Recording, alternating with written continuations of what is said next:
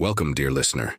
If your heart feels heavy, if you're navigating a season of confusion, abandonment, or inner pain, you are not alone. Today we step into the raw and holy words of Psalm 22, a powerful lament written by King David that echoes through the centuries into our very lives today. This psalm isn't just a personal cry. It's a prophetic shadow of Jesus on the cross. My God, why have you forsaken me? Those haunting words don't just belong to David. They were spoken by Christ himself in his deepest agony. This psalm captures the depth of human suffering and yet points us toward restoration, healing, and ultimate hope. So take a deep breath. Let these words minister to your soul. The cry of forsakenness. My God, why have you forsaken me? Why are you so far from helping me?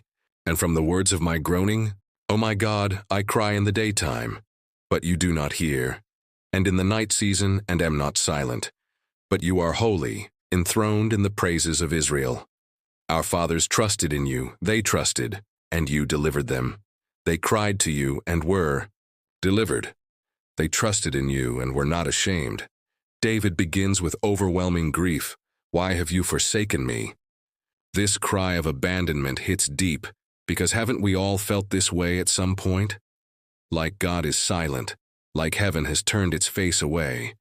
And yet, right after the lament, David anchors himself in truth. But you are holy. This moment of contrast teaches us something. Faith doesn't deny feelings, it faces them. David pours out his sorrow but quickly remembers God's nature. We hear him shift between pain and praise. He remembers that his ancestors cried out to God and were delivered, and that same God hears us now. Verse 6 is gut-wrenching. I am a worm and not a man.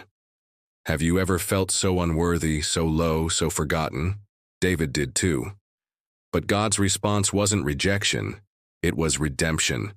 This psalm foreshadows the suffering of Jesus Christ.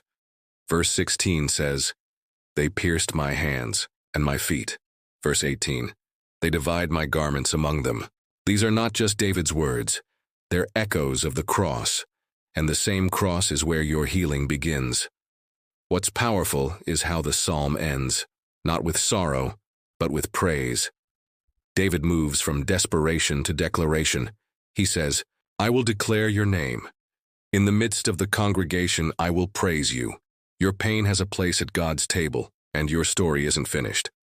Heavenly Father, right now, I lift up every person listening who feels forgotten, forsaken, unseen. God, there are those carrying scars that no one else sees, silent wounds, hidden trauma, questions that have gone unanswered for too long. Lord, we echo David's cry, Why have you forsaken me? And yet we know in our spirits, even if our hearts don't feel it, you are near. Your word says in Psalm 34:18, The Lord is close to the brokenhearted. So be close now, Lord. Let your presence enter. Every dark room, every lonely corner, every tear-soaked pillow. Let the listener know that even in silence, you are working. Even in sorrow, you are shaping something sacred. Father, we remember Jesus on the cross quoting this very psalm. He took on forsakenness so that we would never be truly abandoned. He felt the weight of every sin, every betrayal, every wound, and through his suffering we are healed. Bring peace to the confused mind. Bring comfort to the anxious heart. Restore what was broken, stolen, or lost. God, we declare that we will trust you in the silence, praise you in the pain, and believe you for healing. You are not a God who forgets. You are not a father who walks away. You are the restorer, the redeemer, the one who sees. So right now I pray, Holy Spirit, wrap the listener in your love. Whisper truth to them. Tell them they are not alone, that their story matters, that the night won't last forever. Let healing flow. Let tears be a holy offering, and let this moment mark the beginning of breakthrough. In Jesus' mighty name. Amen. Friend, if you've made it this far, you've already taken a brave step. Don't stop here. Psalm 22 begins in darkness but ends in light. just like your life will.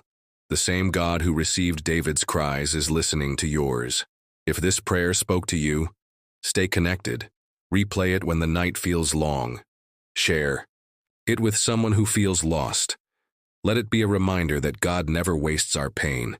He turns it into purpose. Your breakthrough is on the way. Your healing is in motion. And God has not forgotten you.